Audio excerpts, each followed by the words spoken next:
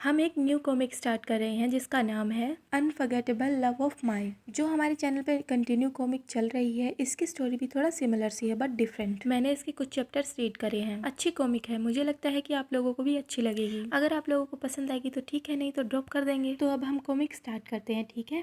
तो देखो, कॉमिक की स्टार्टिंग में एक लड़की नशे की हालत में अपना रूम ढूंढ रही है। तो वो होटल में कभी यहाँ जा रही है, कभी वहाँ जा रही है। उसका रूम नंबर है 9025 और वो कह रही है दामू ने कहा था कि ये सही रहेगा। ऐसा लगता है उसने सही कहा था। वो किसी और के रूम के सामने आ जाती है और दरवाजा खोलने की कोशिश करती है। पहले तो दरवाजा नहीं खुलता तो वो कहती है अरे ये खुल क्यों नहीं रहा, और तभी एकदम से दरवाजा खुल जाता है। वो काफी खुश हो जाती है कि हाँ दरवाजा खुल गया। उसके बाद वो अंदर चली जाती है। रूम के अंदर एक लड़का बैठा। उस लड़के को दरवाजा खुलने की आवाज सुनाई देती है। वो स्ट्रेंजर लड़की को देखकर सोचता है हाँ ये कौन है, और फिर वो लड़की उसे देखकर हंसने लगती है और कहती है चेंग्यू तुम दो कैसे दिखाई दे रहे हो। वो दोनों एक दूसरे के लिए बिल्कुल अजनबी थे, फिर भी वो किसी और के नाम से उस लड़के को बुला रही थी। और वो लड़का सोचने लगता है ऐसी लड़कियां ऐसी ट्रिक्स का काफी यूज करती हैं बहकाने के लिए। उसके बाद वो वहाँ से खड़ा हो जाता है और सोचता है मैं देखना चाहता हूँ कि ये लड़की अपनी कौन सी चाल चलेगी। और वो लड़की नशे में कुछ भी बोले जा रही थी। ए तुम वहाँ मत खड़े रहो, हिलो मत, वहीं पे खड़े रहो। और वो रूम में आगे आती है तो उसका पैर फिसल जाता है और वो गिरने वाली थी तो उस लड़के से बोल रही है ए पकड़ो मुझे, पकड़ो, मेरा सर चकरा रहा है। और वो लड़की सीधा उस लड़के से टकरा जाती है और वो एकदम से उस लड़के से टकराई थी तो वो भी फिसल जाता है और दोनों नीचे गिर जाते हैं। उसके बाद वो लड़की उस लड़के को देखे ही जा रही थी और फिर से हंसने लगती है और उस लड़के से कहती है चेंग्यू मैं तुम्हारे साथ सोना चाहती हूँ। वो लड़का वहाँ से उठ रहा था तो वो लड़की उसकी टाई पकड़ती है और उसे अपने ऊपर गिराती है और फिर कहती है अरे अरे अब तुम दूर नहीं जा सकते, मेरे पास आओ। पहले तो वो लड़का उसे कहता है मुझे छोड़ो, लेकिन वो हंस रही थी और उसे देखे जा रही थी। उसके बाद उस लड़के को उसकी आंखें सुंदर लगती हैं तो वो कहने लगता है अरे वुमन तुम ही हो जो मेरे पास आई हो। मतलब ये कि इस मामले में उस लड़के की कोई गलती नहीं थी। उसके बाद जो होना होता है वो हो जाता है और हमें नेक्स्ट डे मॉर्निंग का सीन दिखाया जाता है। वो लड़की सुबह उठने की कोशिश कर रही थी और उसे चक्कर आ रहे थे क्योंकि उसने कुछ ज्यादा ही ड्रिंक कर ली थी और उसे ब्लर दिखाई दे रहा था। उसके सर में काफी दर्द हो रहा था। वो उठती है और खुद से ही बोलती है ये जगह कौन सी है। वो लड़का उसे ही देखे जा रहा था पर रूम में अंधेरा था इसलिए वो उसे दिखाई नहीं दिया। उसके बाद वो कहती है हाँ मेरे पूरे शरीर में दर्द हो रहा है। जाहिर तौर पे ऐसा दर्द तो ज्यादा सेक्स करने से होता है, लेकिन मुझे याद है कि कल रात तो मैंने कुछ ज्यादा ही ड्रिंक कर ली थी। उसके बाद मैं शेंग चेंग्यू को ढूंढने चली गई थी। नहीं, मैं ये सब सोचना भी नहीं चाहती कि ये सब चेंग्यू ने किया। उसके बाद वो बेड से उठती है और कहती है चेंग्यू क्या ये तुम हो, लेकिन उसे कोई जवाब नहीं मिलता। उसके बाद वो लाइट ऑन करती है और खुद से ही बोलने लगती है पहले मैं नहाऊंगी, पिछली रात चेंग्यू ने मेरे साथ क्या गलत किया, क्या वो इतना एक्साइटेड था कि अब मेरी पूरी बॉडी में दर्द हो रहा है। उसके बाद वो वापस बेड पे जाकर बैठ जाती है तो उसके सामने आकर वो लड़का खड़ा हो जाता है।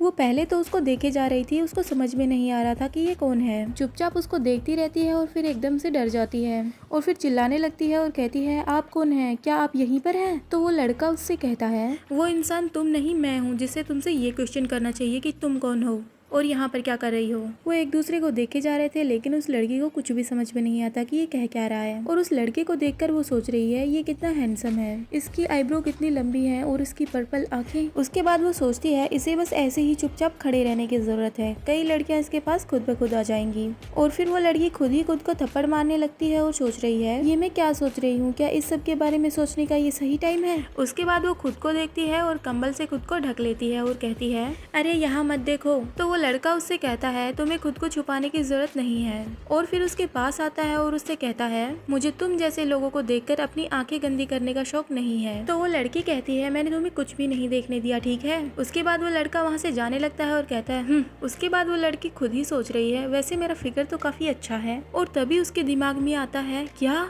तो कल रात मैं इसके साथ थी, इस अजनबी लड़के के साथ जिसको मैं जानती तक नहीं। और तभी वो लड़का उससे कहता है जल्दी अपनी कीमत बताओ, 5000 काफी रहेंगे क्या। वो ऐसी बात सुन के चौंक जाती है और कहती है हाँ। तो वो लड़का उसे फिर से कहता है क्या इतनी कीमत तुम्हारे लिए काफी नहीं है, तो ठीक है 1 मिलियन देता हूँ, इससे ज्यादा नहीं। तो वो लड़की गुस्सा हो जाती है और कहती है तुम्हारे कहने का मतलब क्या है। तो वो लड़का उससे कहता है हाँ खुद को देखो, एक रात के लिए 1 मिलियन क्या ये काफी नहीं है, तुम ज्यादा लालची मत बनो। उसके बाद वो लड़की गुस्सा हो जाती है और कहती है ये मेरा पहली बार था और अब आप मुझे एक वेश्या की तरह ट्रीट कर रहे हैं। और फिर उससे कहती है क्या तुम एक अमीर इंसान हो। तो वो लड़का कहता है मैं तुम्हें मान गया, क्या ट्रिक है। उसके बाद वो लड़का एक पैसों का चेक लेता है और उस लड़की के ऊपर फेंक देता है और उससे कहता है क्या तुम अब यहाँ से जा सकती हो। उसके बाद वो लड़की उस चेक को उठाती है और देखकर हंसने लगती है और कहती है 1 बिलियन, मैं 1 बिलियन की हूँ, मैं इतनी भी बुरी नहीं, मैं 1 बिलियन के लायक हूँ।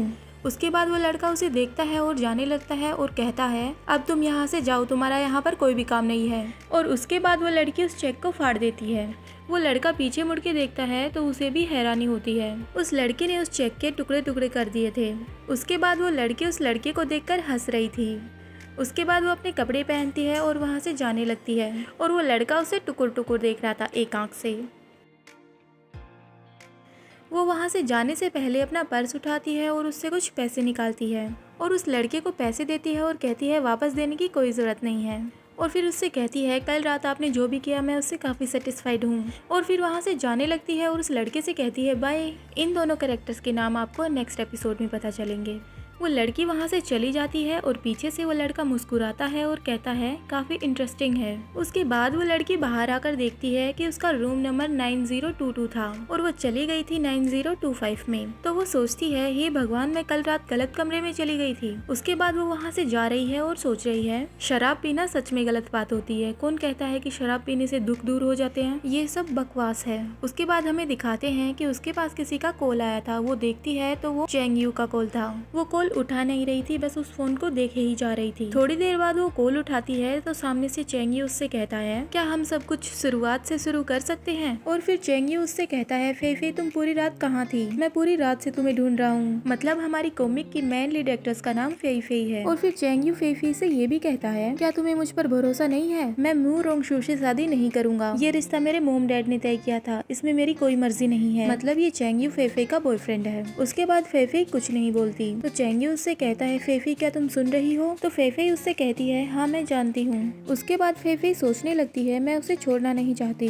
और फिर वो सोचने लगती है मैं बस उसके लिए एक ऑप्शन हूँ। और वो लू परिवार का युवा मास्टर है। हम पहले भी एक दूसरे के नहीं थे, मैं इन सब से काफी थक गई हूँ। और फेफे वहीं पर बैठ के रोने लगती है तो शेंगी उससे कहता है फेफे अब तुम कहाँ हो, क्या तुम खो गई हो। ठीक है तुम मेरे लिए रुको, मैं अभी तुम्हें वहाँ पर लेने आता हूँ। और वहीं फेफे रोते हुए अपनी और चेंगयू की पुरानी बातें याद कर रही है कि कैसे उसे चेंगयू ने कहा था कि फेफे अगर तुम अगली बार कहीं पे खो जाती हो तो तुम कहीं भी मत जाना, वहीं पे रहना और मेरा इंतजार करना, मैं तुम्हें लेने आऊंगा और तुम्हें घर तक पहुंचा दूंगा। तो फेफे ने उससे कहा था तुम्हें कैसे पता चलेगा कि मैं कहाँ हूँ। तो चेंगयू ने उसका हाथ पकड़ा था और अपने दिल पे रखते हुए कहा था क्योंकि तुम यहाँ पर रहती हो, तुम मेरे दिल में रहोगी और मैं तुम्हें हमेशा ढूंढ लूंगा। तुम मेरे दिल में रहती हो, अगर तुमने धड़कना छोड़ दिया तो मैं मर जाऊंगा। बेवकूफ बनाने वाले डायलॉग। और उसने ये भी कहा था फेफे मैं तुम्हारे बिना नहीं रह सकता, तुम मुझे कभी छोड़कर मत जाना। और फिर सोचती है ये 3 सालों की यादें, मैं कैसे तुमसे प्यार ना करूं। और बस वहाँ पर बैठे बैठे रो रही है और सोच रही है कि कैसे चेंगू की फैमिली ने उससे कहा था मिस सेन फेफे आपको पता है ना हमारे परिवार की रहन सहन कैसी है, हमारे लू परिवार का व्यवहार आप जानती हो ना, क्या आपको ऐसा लगता है कि हम आपको हमारी बहू के रूप में स्वीकार करेंगे। चेंगू तुम्हारी वजह से अपना फ्यूचर खराब कर लेगा, उसे एक ऐसी लड़की ढूंढनी चाहिए जो उसके बराबर की हो, ना कि तुम।